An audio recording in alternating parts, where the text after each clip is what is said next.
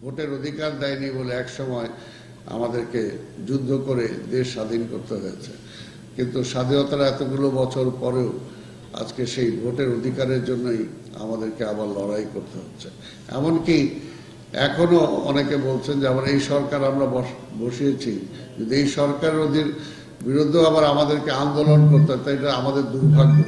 তা আমরা সেটা অবশ্যই আমরা চাই না। আমরা বিশ্বাস করি যে ডক্টর ইউনূস সাহেব সারা বিশ্বে যার পরিচিতি আছে, আমরা বাংলাদেশও আশা করব যে তার নেতৃত্বে একটি অনতিবিলম্বে তারা একটি জাতীয় নির্বাচনের ঘোষণা দিবেন, যে ঘোষণার মধ্য দিয়ে একটা সুষ্ঠু নির্বাচন হবে এবং সেই নির্বাচনেই ডিসাইড হবে যে রাষ্ট্র পরিচালনায় কারা দায়িত্ব পাবে। পাশাপাশি আরেকটা যেটা, যে পরাজিত ফ্যাসিবাদকে আমরা বিদায় করেছি, সে কিন্তু বেশি দূরে নাই, এই সীমান্তের ওই পারেই সে অপেক্ষা করছে।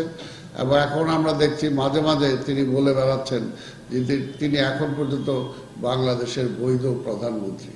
তো সেই যে ষড়যন্ত্র, এই ষড়যন্ত্রের জাল যাতে আর বিস্তার না হয় বা সুযোগ যাতে না পায়, দেশটাকে যাতে আরেকটা অস্থিরতার দিকে তারা ঠেলে দিতে না পারে, এর জন্যই আমরা চাই একটা নির্বাচনের মাধ্যমে, একটা জনগণের ম্যান্ডেটের মাধ্যমে একটি নির্বাচিত সরকার। সম্মানিত বন্ধুগণ, এই সরকার আমাদের সরকার, যেটা আমাদের দীর্ঘদিনের আশা ছিল যে সেই সময় শেখ হাসিনা জোর করে ক্ষমতায় দখল করেছিল।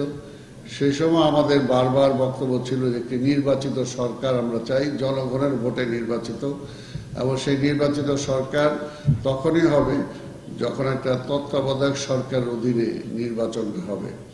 কিন্তু সেটা আমরা সেই স্বৈরাচারী শেখ হাসিনার কাছে পাইনি বলেই সেই লড়াই আমরা করেছি।